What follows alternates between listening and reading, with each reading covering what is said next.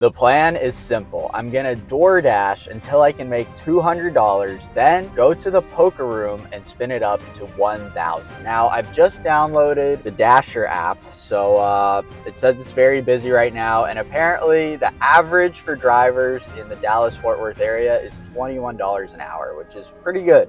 Let's get started. I didn't know it yet, but I was very naive. This challenge was tougher than I ever expected. But I want to say right here at the start, no matter how bleak it looks at times during this video, I never give up on the mission. I said I'd make $1,000 in one day, starting from zero, and I meant it. With that said, I just got my first order. I actually go to this Chick-fil-A like all the time, so this is pretty easy. It's only $4, but beggars can't be choosers. Gotta start somewhere. Bag secured.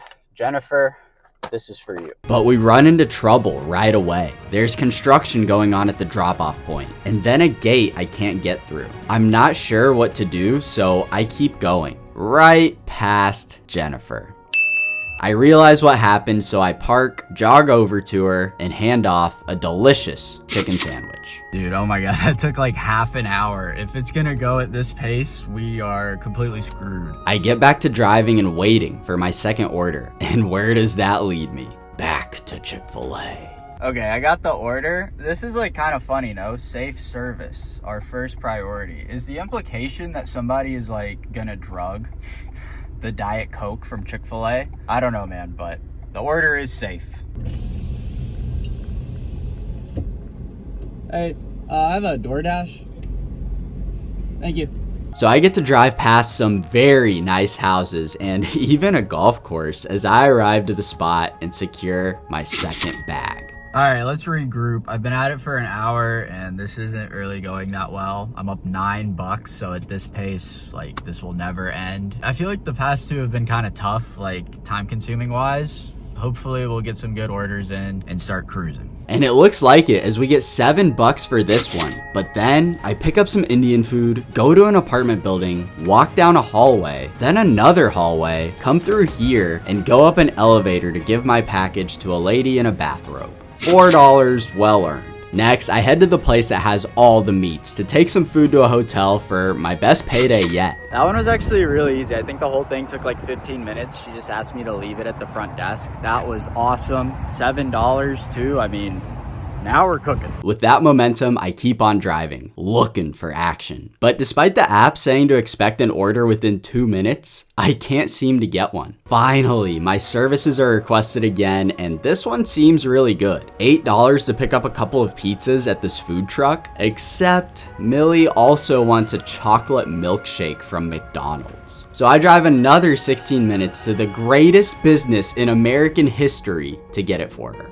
Add another $8 to the bankroll for my biggest delivery yet. That is until I get a massive $15 order. The only issue is it's gonna take close to an hour. No problem. I pull up to the grocery store, secure the cart for Jolene, load everything in my trunk except the eggs, those are up front with me, put the cart back, and go pick up a meal for Jose. The super fries are up front with the eggs. I hurry over to Jose's to drop those off before getting to Jolene's, hopefully before the groceries spoil. The contents of my truck are now on her doorstep, and I've completed my biggest order yet. And the thing is, the app always says like, yeah, estimated 2 to 5 minutes for a new order. I have to like drive right to the spot and then wait another 10 minutes just to get something. And then it'll be like $4.25 for something ridiculous. Hey, I tell you what, it's pretty nice to like not have to do this kind of thing all the time. Yeah, you start appreciating the situation. Yeah, I realize like how much I'm bitching and stuff. Yeah, well, and maybe it's a good idea to show how that is. Yeah, I think that's gonna be end up being the thing. Like, don't do this for money. Do something else. I always thought like if you're really in a pinch and you need some quick money, you can do this. But like, I don't even know if it's profitable with the like gas and putting miles on your car. And like, obviously, like time. I like to think my time is worth a little more than this. Oh, here we go. Here we got something. Oh, $11, Mom. $11, Long John Silver's, here I come. I didn't even know Long John Silver's was still in business, but it is, and it is delightful. I get Nikki's order and make the drive to Euless to complete another successful delivery. All right, that was huge. Shout out to Nikki, dude. I was 1 minute away from that Long John Silver's, so, and then it took like another 20 to get to the place.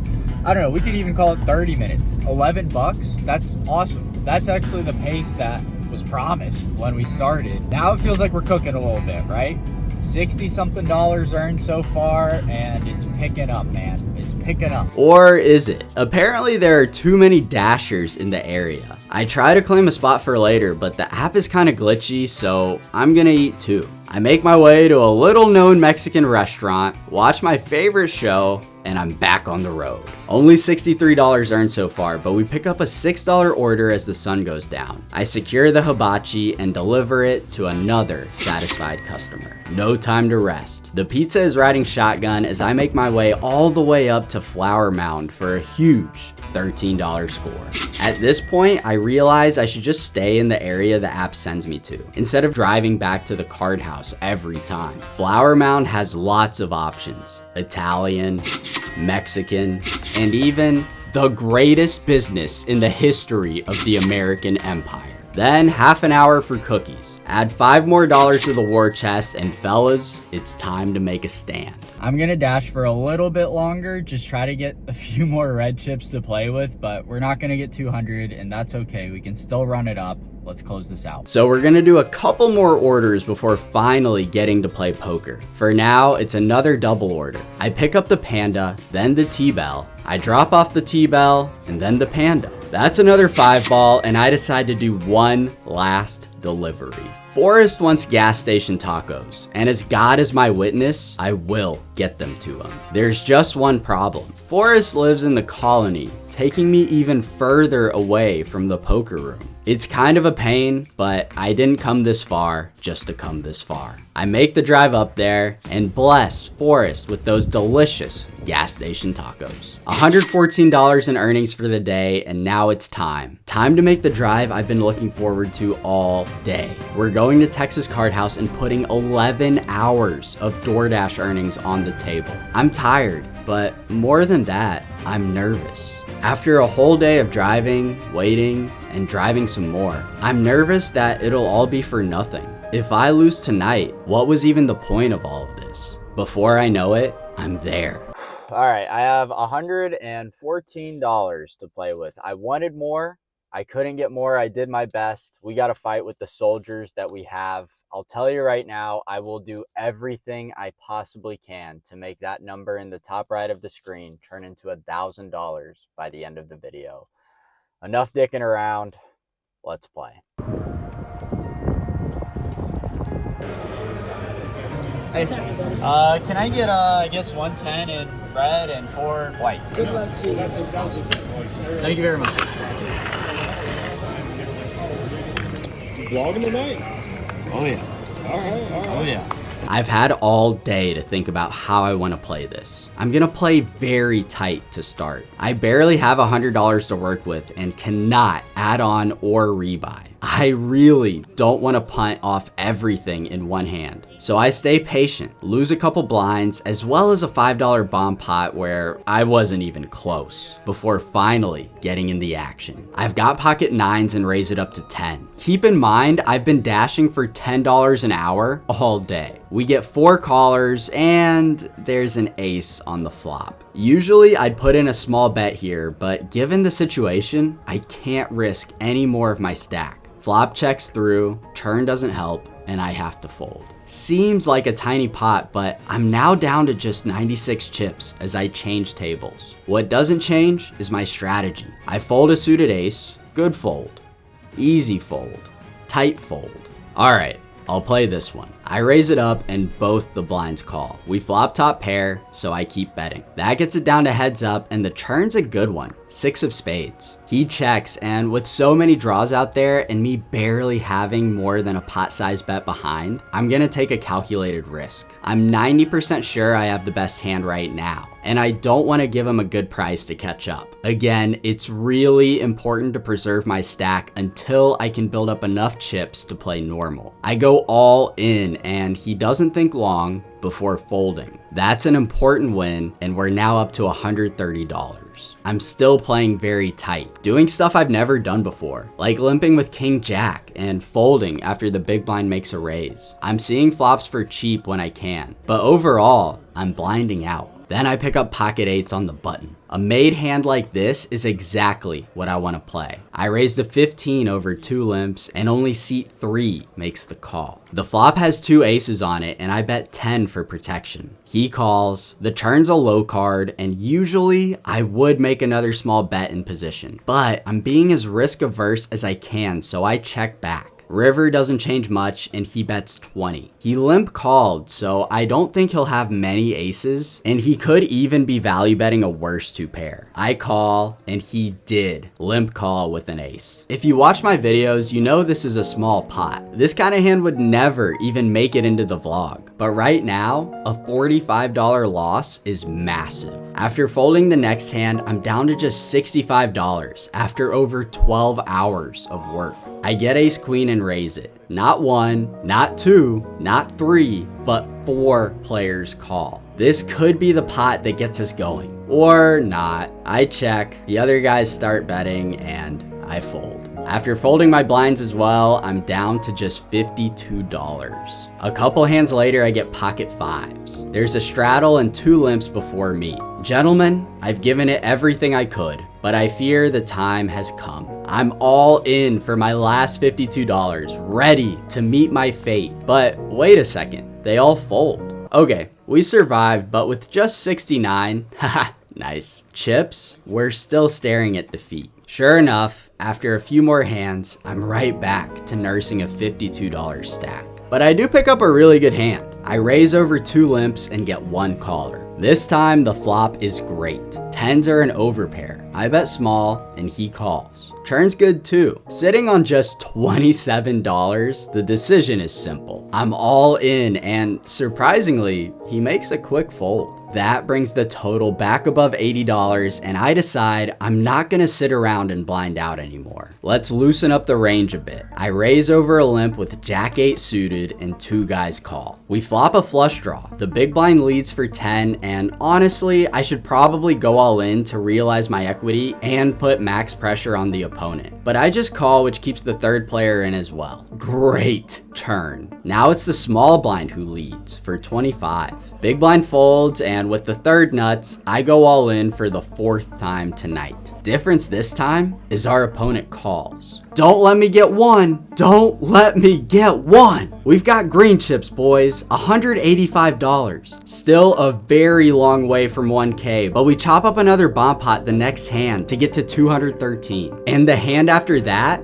we get dealt this. I raise the 9 seat 3 bets and seat 4 cold calls. With my stack size, I can't really 4 bet without going all in. So after over 13 hours of this journey, it's all led to this. I'm all in.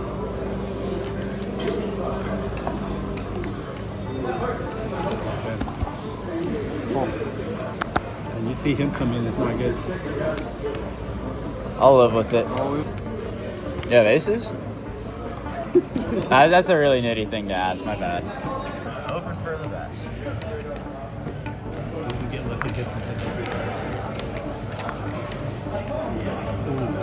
I said don't let me get 1. 4 hands ago I had $52. Now I have $459. But as crazy as this is, we're still not even halfway home. Now I loosen up. I've got a lot of chips to work with, and I'm putting them to use. I pick up ace 5 offsuit on the button. The guy before me raises to 15. I've folded stronger hands than this for hours, but now I 3-bet. He calls. Flop is dry and I check back. The turn, however, is very good. Not that it helps my hand, but it makes the next part easy. I bet 35 after he checks, and it gets the job done. Now we're halfway there. I'm fighting for every pot at this point. Lose some, but win others. It's after 2 a.m., and I'm at my peak for the day. Okay, job not finished, but halfway finished, which is kind of a miracle considering we were at 52 chips. I promise you, I'm either leaving with 1,000 or nothing tonight, no matter what. I get back to the table just in time to straddle. And guys, this is the big one. I've got queen jack suited and every single person at the table calls the $5. I make it 40.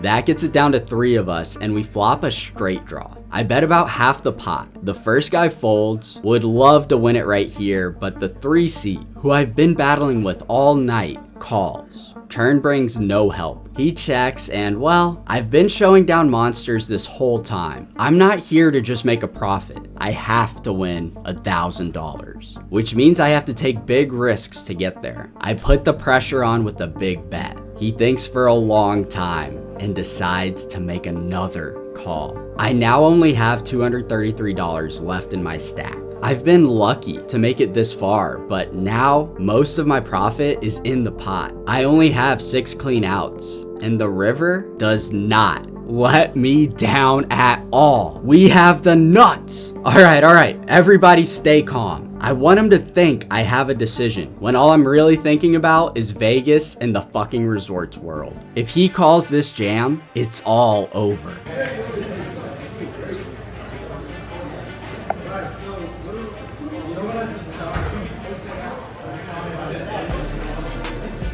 Let's go! I went 0 to 1,000 real quick. Well, not that quick. It did take 14 hours. But man, what a sun run. I play a few more hands before it's finally time to go home. It took over 11 hours of DoorDash to make $114 and only 3 hours of poker to make $970. So that settles it. Gambling is far more profitable than working. But I said I was walking out of here with 1,000, not 1,084. So that's for the cage and this is for me. Job finished. I'm sure there was a lot of fear, uncertainty, and doubt for you throughout maybe this whole video, but I told you what I was gonna do and I fucking did it, dude. I mean, I actually can't believe it. Oh, there is some bad news though, hang on. So you might remember that grocery store order from way earlier, and yeah, I don't know how this happened, dude, but I managed to like miss a bag when I was putting everything on her porch, and now I have 2 things of apple juice, and that's my bad, Jolene. I'm really sorry. I can't message her in the app, so if you're out there, I will give you this apple juice. Just message me, or if you're anybody, I will come and bring this apple juice to you. No questions asked. So not quite a perfect day. I did mess up that order. It didn't feel perfect in the moment, I'll be honest. I was bitching a lot, internally and externally, like all throughout the day. I mean, with DoorDash, dude, I was struggling so much just to get orders and wasn't really getting paid what I think it should be paid. Now that it's over, I wouldn't change anything. Gain some perspective, gain some money, and now I'll look back on this day with just total fondness. So thank you very, very much for watching. I hope you liked it, and I'll see you on the next KDog poker vlog.